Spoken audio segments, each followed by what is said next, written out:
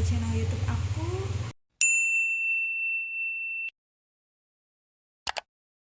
Pada video kali ini saya akan membahas materi mengenai implementasi kinerja dalam manajemen sumber daya manusia. Sebelum masuk pada video pembelajaran, saya ingin memperkenalkan diri terlebih dahulu. Nama saya Silvi Rahmawati Dewi dengan NPM 120020629 dari kelas 3N Manajemen Sumber Daya Manusia, Fakultas Ekonomi dan Bisnis, Universitas Swadaya Gunung Jati, Cirebon, dalam mata kuliah Manajemen Inovatif.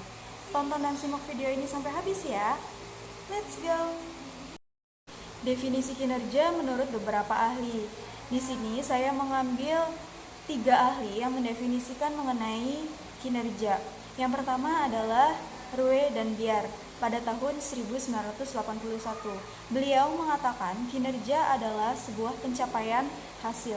Kemudian yang kedua, Murphy dan Cleveland tahun 1995, di mana beliau mendefinisikan kinerja sebagai kualitas perilaku yang berorientasi pada tugas dan pekerjaan. Yang ketiga, seorang ahli bernama Handoko mendefinisikan kinerja sebagai proses di mana organisasi mengevaluasi atau menilai prestasi kerja karyawan. Tingkat kinerja, yang pertama adalah kinerja organisasi. Kinerja organisasi merupakan pencapaian hasil pada tingkat atau unit analisis organisasi.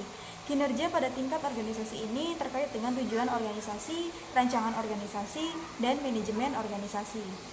Selanjutnya yang kedua adalah kinerja proses. Kinerja proses merupakan proses tahapan dalam menghasilkan produk atau pelayanan.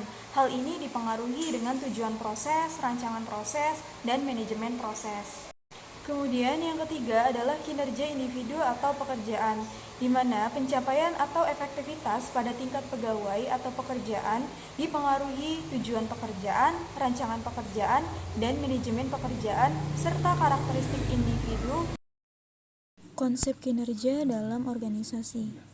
Kinerja menurut Describer dalam Kamus Bantam English Dictionary tahun 1979 yang dikemukakan oleh Prawiro Sentono tahun 1999 berasal dari kata kinerja atau performance dari akar kata to perform yang mempunyai beberapa enteris. Di antaranya yang pertama melakukan, menjalankan, melaksanakan.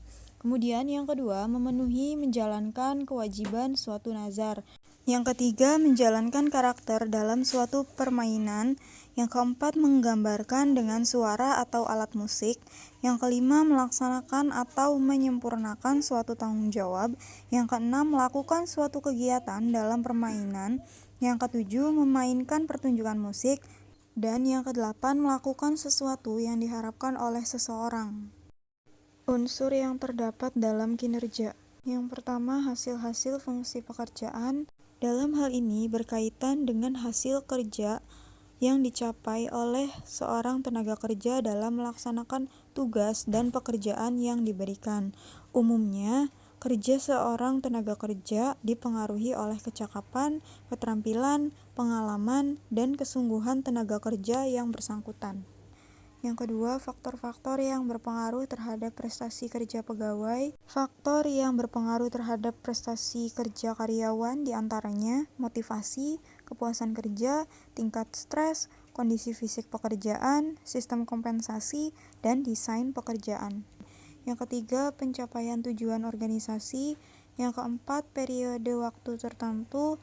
Dalam hal ini misalnya ketepatan waktu. Ketepatan waktu merupakan tingkat aktivitas yang diselesaikan pada awal waktu yang dinyatakan. Hal ini dapat dilihat dari sudut koordinasi dengan hasil output serta memaksimalkan waktu yang tersedia untuk aktivitas lain. Yang kelima, tidak melanggar hukum, dan yang keenam, sesuai dengan moral dan etika. Faktor peningkatan kinerja. Ada faktor pendorong dan faktor penghambat. Dalam faktor pendorong ini diantaranya yang pertama, audit modal intelektual bertujuan memonitor dan mengatur modal intelektual perusahaan. Kemudian yang kedua, audit modal intelektual memerlukan tim yang terdiri atas ahli strategi organisasi, keuangan, sumber daya manusia, analisis pengetahuan, dan properti intelektual serta pemasaran. Selanjutnya, faktor penghambat. Yang pertama, masalah yang melekat dalam sistem pengukuran manajemen pengetahuan itu sendiri.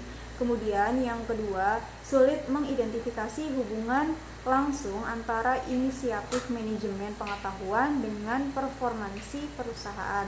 Kemudian yang ketiga, manajemen biasanya meminta indikator kasat mata seperti dampak terhadap performansi keuangan dan operasional lainnya. Dan yang terakhir, yang keempat, semakin beragam dan kompleksnya stakeholder atau pihak yang berkepentingan terhadap eksistensi perusahaan. Pendekatan pengukuran kinerja. Pendekatan ukuran standar kinerja dalam pengukuran. Terdapat 3 pendekatan. Yang pertama, pendekatan personality traits, di mana dalam pendekatan personality traits ini mengukur kepemimpinan, inisiatif, dan sikap. Kemudian yang kedua, pendekatan perilaku.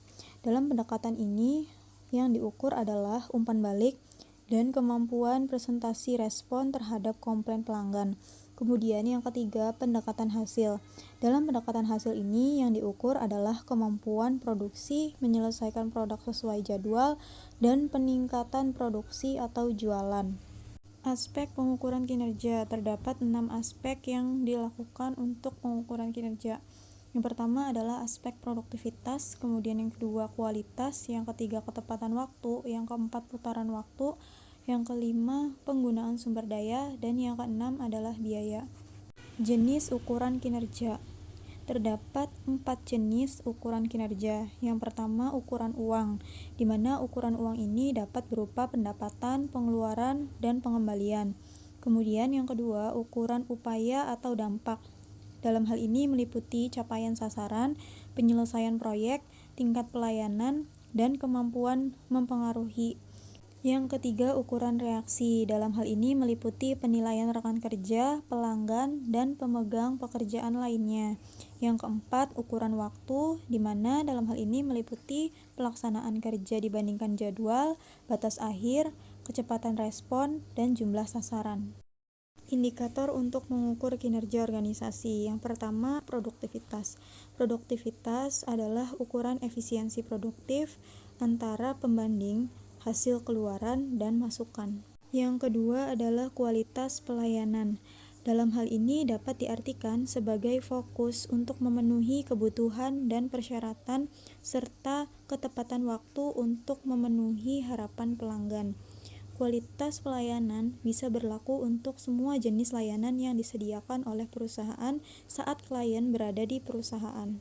Yang ketiga, responsivitas. Responsivitas ini merupakan kemampuan organisasi untuk mengenali kebutuhan, menyusun agenda dan prioritas, mengembangkan program-program yang sesuai dengan kebutuhan dan aspirasi. Yang keempat, responsibilitas merupakan konsep yang berkenaan dengan standar profesional dan kompetensi teknis yang dimiliki oleh administrator dalam menjalankan tugasnya. Yang kelima, akuntabilitas. Indikator penilaian kinerja organisasi.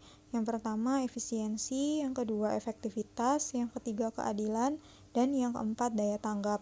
Daya tanggap di sini maksudnya adalah daya tanggap terhadap kebutuhan vital masyarakat dan dapat dipertanggungjawabkan secara transparan. Indikator kinerja organisasi yang dijadikan pedoman dalam menyusun laporan kinerja. Yang pertama adalah masukan. Masukan sendiri merupakan segala sesuatu yang dibutuhkan agar pelaksanaan kegiatan dan program dapat berjalan dengan lancar. Kemudian yang kedua, keluaran. Keluaran sendiri merupakan segala sesuatu berupa produk atau jasa sebagai hasil dari pelaksanaan suatu program. Yang ketiga adalah hasil.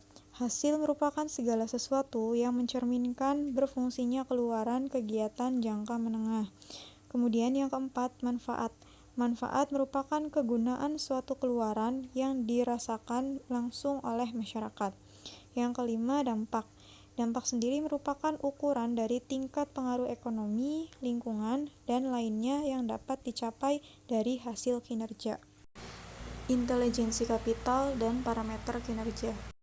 Yang pertama adalah human capital. Human capital ini menyangkut kompetensi, skill, brain power, expertise, kreativitas, probability, leadership, entrepreneur, managerial skill, tacit knowledge yang dimiliki oleh perusahaan. Kemudian yang kedua, struktural capital. Struktural capital ini merupakan kapabilitas knowledge dari perusahaan berupa teknologi proses yang memampukannya merespon kebutuhan dan tantangan pasar.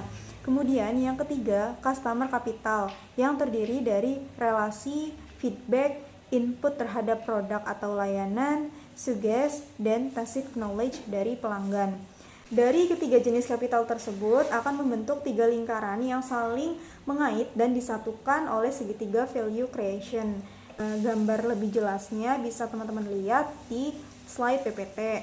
Nah, value creation itu merupakan kemampuan penciptaan nilai yang ditentukan human capital, struktur kapital, dan customer capital yang dimiliki oleh perusahaan.